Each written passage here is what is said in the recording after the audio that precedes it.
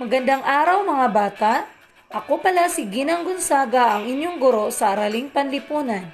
Ngayon ang ika-9 na linggo ng ating pasukan. At ngayong araw na ito, tatalakayin natin ang kapaligiran ng aking lungsod at bayan sa rehiyon.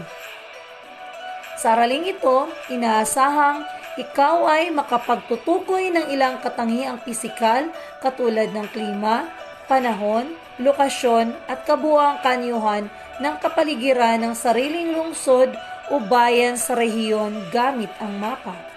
At mapahalagahan ang mga natatanging katangiang pisikal at kabuuang kaanyuan ng pisikal ng kapaligiran ng sariling lungsod o bayan sa rehiyon.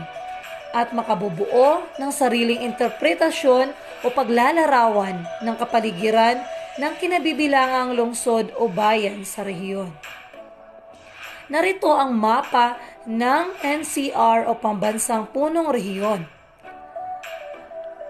Ang NCR o Pambansang Punong Rehiyon ay binubuo ng 16 na mga lungsod at isang bayan.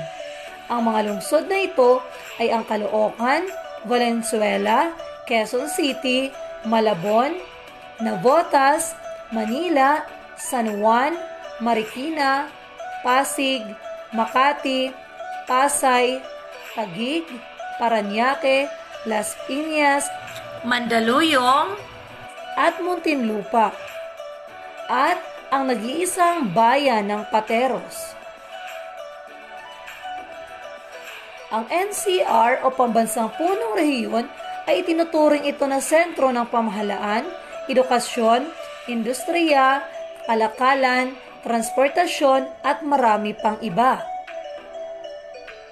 Ang kapaligiran ng mga lungsod at bayan.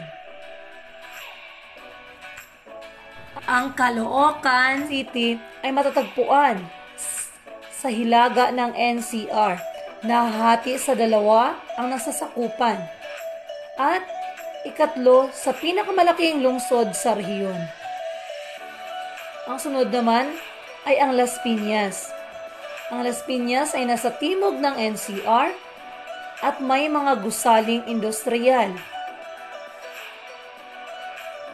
Sunod naman ay ang Makati. Ang lungsod ng Makati ay matatagpuan sa gitna ng NCR. Naliligiran ng Ilog Pasig at may mga naglalakihang gusali at korporasyon. Ang sunod naman ay ang lungsod ng Malabon. Ito ay matatagpuan sa hilaga ng NCR. Kilala sa iba't ibang pagkain tulad ng pansit at kakanin. May mga industriya at palaisdaan at nakararanas madalas na pagbaha. Ang sunod naman ay ang lungsod ng Mandaluyong.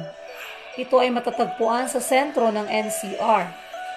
Naliligiran ng Ilog Pasig at may mga gusali at establishmento. Ang sumunod naman ay ang lungsod ng Marikina. Ito ay matatagpuan sa silangang bahagi ng NCR.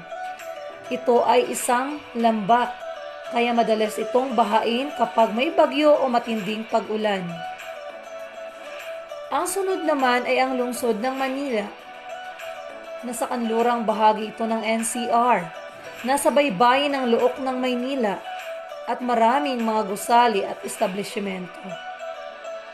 Ang sunod naman ay ang lungsod ng Muntinlupa. Ito ay matatagpuan sa pinakatimog ng NCR. Matatagpuan dito ang pinakamaliit na lawa sa bansa. At dito rin matatagpuan ang pambansang kulungan. Ang sunod naman ay ang lungsod ng Navotas.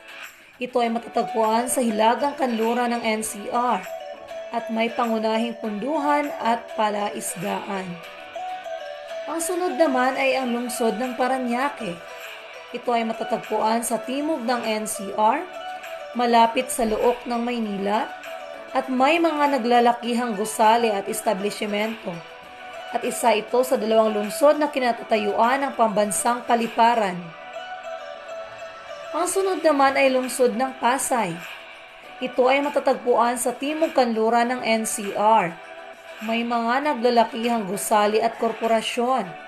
At isa sa 2 lungsod na kinatatayuan ng pambansang paliparan.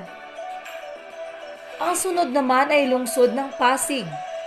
Ito ay matatagpuan sa silangan ng NCR.